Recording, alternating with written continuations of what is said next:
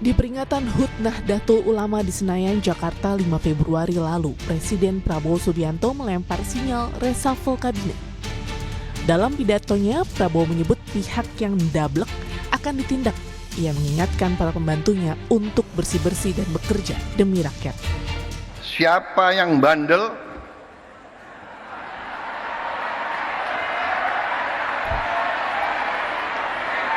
siapa yang dablek,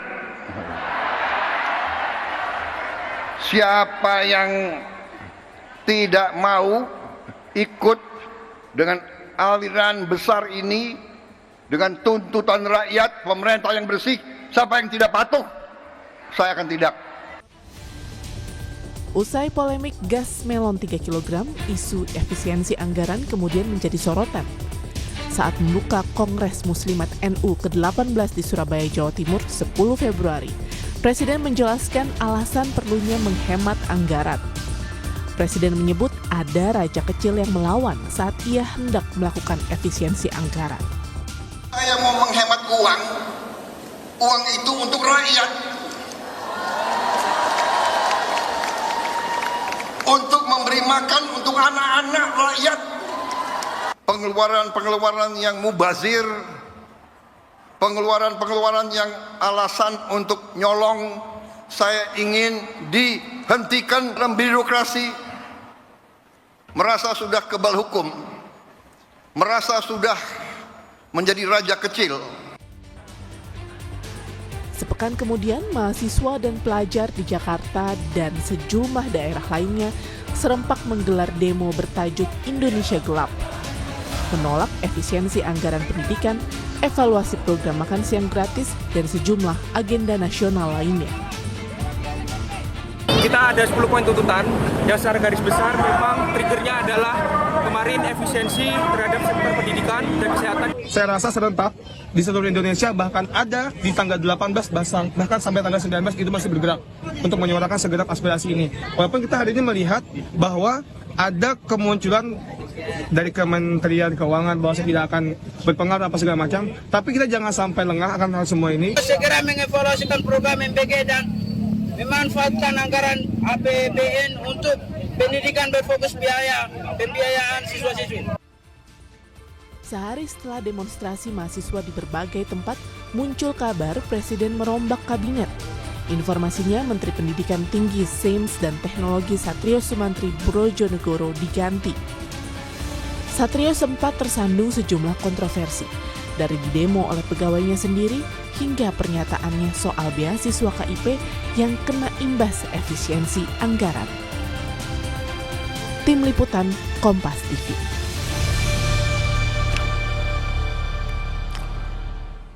Saudara, usai 2 hari demonstrasi mahasiswa di sejumlah kota besar di tanah air, Presiden Prabowo Subianto merombak kabinet dengan mencopot Menteri Pendidikan Tinggi, Sains dan Teknologi Satrio Sumantri Brojonegoro. Satrio yang tersandung sejumlah kontroversi digantikan oleh guru besar dari Fakultas Teknologi Institut ITB, yaitu Brian Yuliarto. Lalu mengapa Presiden mencopot Satrio dan apakah langkah reshuffle terbatas ini akan menjawab demonstrasi mahasiswa yang menolak efisiensi anggaran dan sejumlah isu nasional? Kita bahas bersama di Kompas Petang, saudara. Sudah ada Presiden BEM Universitas Airlangga Surabaya, Aulia Thoriq Akbar. Kemudian kita juga menyapa staf ahli kantor komunikasi Presiden, Mas Ujang Komarudin, dan juga ada pengamat politik, Mas Adi Praditno. Saya ke Mas Ujang dulu. Sebagai staf ahli kantor komunikasi Presiden, ini Presiden Prabowo mereshuffle terbatas cuma 1 menteri, yaitu Mendikbudristek. Apakah ini bisa dikaitkan dengan menjawab demo mahasiswa 2 hari belakangan? Kami perlu jawab dulu, Bang Yasir ya. Pertama, Pak Presiden mendapatkan mandat dari rakyat memimpin Indonesia dalam 5 tahun. Nah, yang kedua, menteri-menteri dalam kabinet merah putih diangkat dan dilantik oleh Bapak Presiden itu berbasiskan kepada tentu kinerja ya, ukurannya adalah kinerja. Nah, yang ketiga, kami juga mencatat ini seluruh kabinet harus siap dievaluasi di setiap saat. Jadi kapanpun Bapak Presiden mengevaluasi harus siap. Jadi dicopot dalam waktu kapanpun itu sudah menjadi kewenangan hak prerogatif dari Bapak Presiden. Dan Pak Presiden sudah cukup untuk menilai ya dalam 4 bulan ini terkait dengan kinerja para menteri tersebut. Nah, pergantian atau reshuffle yang terjadi saat ini adalah bagian daripada untuk mengevaluasi kinerja menteri yang dianggap kurang perform. Oleh karena itu, kami meyakini dan memahami apa yang dilakukan oleh Bapak Presiden adalah bagian untuk memperbaiki kinerja di Kementerian Mendikti-Saintek yang menjadi perhatian dari mahasiswa, dari publik yang mana dianggap kurang perform dalam konteks kinerjanya. Dan apa yang dilakukan oleh Bapak Presiden adalah langkah yang tegas, langkah yang nyata, langkah yang real untuk memastikan bahwa program-program yang menjadi prioritas di Kementerian Mendikti-Saintek berjalan dengan baik. Oke, memastikan program di kementerian ini berjalan dengan baik, tapi apakah demo atau pencopotan ini, reshuffle ini karena desakan mahasiswa, kemudian unjuk rasa yang juga semakin meluas, karena salah satu tuntutan mereka adalah terkait dengan efisiensi anggaran pendidikan? Sekali lagi, Bapak Presiden dalam melakukan reshuffle kabinet berbasis pada kinerja, ya, ukuran, parameter, indikatornya adalah kinerja yang dianggap tidak perform. Itu yang pertama. Yang kedua, tentu Bapak Presiden mendengar ya aspirasi-aspirasi yang berkembang di tengah-tengah masyarakat. Itu juga menjadi hal yang penting yang perlu didengar oleh Bapak Presiden dan kami semua. Berarti salah satu poinnya adalah mendengar aspirasi masyarakat ya, termasuk aspirasi dari mahasiswa ini yang turun ke jalan selama 2 hari belakangan. Saya ke Aulia. Aulia, ini salah satu tuntutan dari aksi unjuk rasa Anda dan juga kawan-kawan adalah terkait dengan evaluasi anggaran pendidikan ini. Dengan dicopotnya Menteri Pendidikan Tinggi, Sains dan Teknologi ini, apakah sudah menjawab tuntutan Anda? Ya, teman-teman mahasiswa hari ini sepertinya masih belum terlalu menjawab karena ini kami merespon tidak perlu terlalu berseremonial terkait pergantian ini karena ini menjadi wajar dan harus sebenarnya. Hari pertama dalam 100 hari kerja kita bisa melihat tidak ada pencapaian atau prestasi oleh Kemendikti, Kemendikti-Saintek, dan dalam sejarah pula ada sebuah pimpinan lembaga negara itu didemo oleh pegawai-pegawainya sendiri. Jadi sebenarnya sudah wajar kalaupun akhirnya diganti. Dan yang kedua, kenapa kita tidak terlalu seremonial mengenai pergantian ini? Karena kami merasa bahwa hulunya itu tidak lagi di Kemendikti-Sainteknya, tetapi di political will Presiden per hari ini. Kita bisa melihat efisiensi anggaran di sektor pendidikan. Ini membuktikan bahwa tidak ada komitmen dari pemerintah terhadap dunia pendidikan. Ya seharusnya sebenarnya itu kan menjadi investasi bangsa untuk menuju yang katanya Indonesia emas gitu. Dan maka dari itu kami sebenarnya lebih kepada pembuktian apakah pergantian ini atau menteri yang baru nanti dapat menjawab bagaimana keresahan-keresahan yang sudah dirasakan teman-teman mahasiswa per hari ini yang kemudian diekspresikan dalam 2 hari ke belakang dengan tajuk Indonesia Gelap.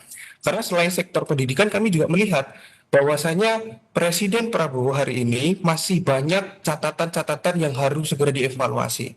Selain di pendidikan, kita bisa melihat bagaimana kebijakan-kebijakan yang per hari ini itu sebenarnya tanda kutipnya kesalahan yang dikeluarkan oleh pemerintah, tetapi seakan-akan solusi yang diberikan oleh pemerintah, tapi seakan-akan pemerintah mengupayakan untuk menjawab permasalahan yang ditimbulkan dari masalahnya sendiri seperti itu. Jadi misalkan kemarin ada kebijakan-kebijakan mengenai pendidikan dan semacamnya, terus akhirnya diupayakan untuk mereshuffle menteri seperti ini kan sebenarnya masalah yang kemudian ditimbulkan lalu seakan-akan berlagak menjadi pahlawan untuk menyelesaikan masalahnya seperti itu. Dan akhirnya kita juga menjadi marah gitu karena ya balik lagi tadi, selama 100 hari kerja masih banyak evaluasi yang kemudian ini menyoroti masyarakat maupun teman-teman mahasiswa yang harus mengungkapkan kekecewaannya di aksi kemarin di dalam tajuk Indonesia Gelap seperti itu. Oke, saya ke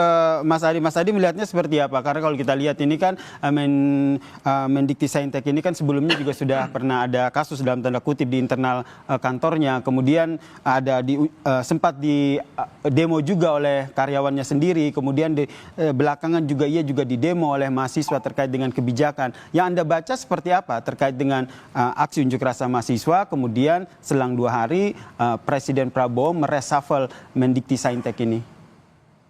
Saya kira 3 hal ya, Mas Yasir. Pertama, kalau mau jujur, pencopotan Menteri Perguruan Tinggi dan Ristek ini tentu tidak bisa dilepaskan karena konflik awal ya antara Menteri dengan para ASN di Kementerian Tinggi dan Ristek. Itu yang kemudian sepertinya menjadi catatan tebal betapa sang Menteri ini memang sudah sedari awal sudah menimbulkan kontroversi dan sesuatu yang menjadi polemik, dan tentu itu akan merusak citra pemerintah. Yang kedua tentu tidak terlepas dari blunder politik yang disampaikan terkait dengan efisiensi anggaran. Karena efisiensi anggaran itu kan asumsinya adalah untuk mengalihkan bagaimana anggaran yang selama ini besar itu langsung dinikmati oleh masyarakat secara umum, terutama masyarakat yang ada di bawah. Tapi pernyataan Menteri Tinggi dan Ristek itu kan mengatakan bahwa efisiensi itu berpotensi akan menaikkan SPP yang kemudian terjadi pada mahasiswa. Salah satunya misalnya soal BOPTN, ya itu bantuan operasional untuk perguruan tinggi itu kan yang kemudian menimbulkan permasalahan karena tak lama setelah itu kemudian dibantah oleh pemerintah bahwa yang terkait dengan SPP, biaya pendidikan itu pasti dijamin tidak akan tersentuh apapun terkait dengan kontroversi. Nah yang ketiga kalau mau jujur ini tentu tidak ada resistensi yang berlebihan kalau sang Menteri Perguruan Tinggi dan Ristek ini diganti. Karena saya kira persoalan reshuffle itu pasti soal kondusivitas dan stabilitas politik juga menjadi hal yang diperhatikan. Karena kalau ada reshuffle menimbulkan resistensi, menimbulkan kegaduhan, tentu ini tidak bagus untuk suasana bagaimana stabilitas politik pemerintahan di masa-masa yang akan datang. Kenapa terjadi begitu? Ya karena memang Kementerian Perguruan Tinggi dan Ristek ini tidak terafiliasi atau tidak memiliki backing politik partai manapun. Karena kalau mau jujur, ada juga kan menteri-menteri yang menimbulkan kontroversi, kinerjanya memang sejak awal disorot, kehadirannya juga dianggap sebagai sesuatu yang tidak layak untuk jadi menteri, tapi per hari ini kan aman-aman saja. Karena sang menteri yang dianggap kontroversial itu adalah orang penting dan elit kunci di partai. Oleh karena itu, sepanjang ukuran reshuffle kabinet itu kita menjadi hal-hal yang sifatnya normatif, maka hal-hal yang sifatnya elit juga menjadi pertimbangan serius. Oleh karena itu saya selalu menyimpulkan bicara tentang reshuffle kabinet pasti memang ukurannya kinerja, tapi kalau kinerja itu dikaitkan dengan menteri yang ada kaitannya dengan partai politik, rasanya itu tidak kena, Mas. Oke, yang kita nantikan adalah apakah dengan adanya reshuffle menteri ini juga akan merubah kebijakan-kebijakan baru yang juga menjadi tuntutan para mahasiswa nih, termasuk efisiensi anggaran. Ini yang nanti akan kita bahas usai jeda. Tetaplah bersama kami di Kompas Petang. Kita masih membahas terkait dengan Prabowo yang mencopot Mendikti Saintek yaitu Satrio Sumantri Brojonegoro, dan masih bergabung bersama kami 3 narasumber kami yaitu Aulia Thorik, Presiden BEM UNER, kemudian ada Kang Ujang Komarudin, staf ahli Kantor Komunikasi Presiden, dan juga Mas Adi Praditno, pengamat politik. Saya ke Kang Ujang. Kang Ujang, tadi Mas Adi sempat bilang bahwa banyak faktor yang mempengaruhi akhirnya mereshuffle, tapi salah satu yang ingin saya highlight adalah terkait dengan Menteri Satrio ini tidak punya afiliasi politik, tidak punya kekuatan politik, sehingga bisa jadi ini jadi salah satu faktor sehingga Presiden Prabowo mereshuffle-nya. Ya, kami yakin dengan apa yang dilakukan oleh Bapak Prabowo bahwa sejatinya menteri-menteri siapapun semuanya dinilai ya, dievaluasi, tetapi memang yang terlalu fatal ya, terlalu berbahaya dalam konteks kebijakan dilakukan oleh Kemendikti Saintek yang lalu gitu. Kebijakan yang berbahaya apa itu? Ya ini kan begini, apa yang menjadi efisiensi dari Bapak Presiden terkait dengan Impres nomor 1/2025 itu kan tidak terkait dengan pelayanan publik dan bantuan sosial. Kita tahu bahwa beasiswa bagi mahasiswa UKT itu tidak ada yang diefisiensikan. Tidak ada yang dikurangi, semuanya sesuai dengan ketentuan yang sudah ada. Tetapi kami melihatnya yang disampaikan oleh Bapak Menteri ketika itu gitu ya, itu mengkhawatirkan banyak kalangan, terutama kalangan adik-adik mahasiswa. Ini kan berbahaya penafsiran seperti itu. Oleh karena itu kami dari pemerintah ingin memastikan bahwa sejatinya beasiswa termasuk terkait dengan UKT itu sama sekali tidak naik. Dan itu sudah dijelaskan oleh Ibu Menkyu ketika di DPR. Jadi ini sangat clear. Dan saya Bang Yasir, dosen ya yang sering menandatangani beasiswa-beasiswa baik di dalam negeri maupun di luar negeri. Berarti UKT dan juga biaya pendidikan ini tidak naik begitu ya? Ya, saya ingin lempar ke Mas Aulia nih, karena salah satu tuntutannya dari kemarin itu kan khawatir UKT naik, biaya pendidikan juga naik. Dengan adanya reshuffle Menteri Mendikbudristek yang baru ini, apa yang menjadi harapannya? Ya, tentu harapannya tidak hanya sebatas janji saja, karena kita juga tidak tahu bagaimana nanti program apa yang kemudian dikeluarkan oleh Menteri terbaru ini. Karena belajar dari kemarin rasanya justru kebijakan-kebijakan kontroversial yang ada. Nah, ini kami tunggu bagaimana kemudian output setelah Menteri baru itu dilantik apa. Yang kedua, tentu kami tetap pada pendirian dari awal bahwasanya efisiensi anggaran di sektor pendidikan ini harus dibatalkan. Kenapa? Karena sekali lagi bahwasanya kami merasa sektor primer di dalam kehidupan bermasyarakat untuk investasi bangsa ke depan itu salah satunya adalah pendidikan gitu. Nah, kalaupun mau berapa kali akhirnya menteri itu diganti, tapi dari hulunya sekali lagi dari presidennya, political will presidennya adalah tidak memprioritaskan sektor pendidikan yang akhirnya berimbas pada efisiensi anggaran, ya otomatis teman-teman mahasiswa masih akan skeptis gitu. Karena tidak ada kejelasan bagaimana kemudian efisiensi anggaran ini diperuntukkan untuk apa pertama. Yang kedua, kenapa sektor pendidikan yang paling penting dalam tatanan bermasyarakat, dalam tataran negara ke depan itu justru dipotong. Itu yang menjadi pertanyaan. Karena meskipun sudah dibantah ya oleh Pak Ujang sendiri bahwa ini tidak ada lagi pemotongan biaya pendidikan dan juga UKT, begitu ya Kang Ujang ya. Saya ke Mas Adi nih terakhir nih. Sama sekali pemotongan itu sudah clear, dan sekali lagi kami perlu jelaskan kepada teman-teman mahasiswa itu tidak ada. Yang salah adalah salah tafsir dari kementerian itu. Oke, salah tafsir dari kementerian. Program pendidikan ini program prioritas dari Bapak Presiden. Oleh karena itu kami meminta teman-teman mahasiswa belajar dengan sungguh-sungguh demokrasi bersama-sama, dan kami pastikan yang terkait dengan tuntutan beasiswa dan kenaikan UKT sama sekali tidak ada. Tidak ada pembatasan. Tidak ada kenaikan UKT, itu yang sudah ditangkap ya apa yang disampaikan Mas Ujang. Mas Adi, terakhir, yang Anda lihat ini seperti apa? Evaluasi atau respon dari publik? Hal mana yang lebih mendominasi akhirnya seorang Presiden Prabowo melakukan reshuffle? Ya, saya kira dua hal. Pastinya ini bagian dari respon dan keinginan publik.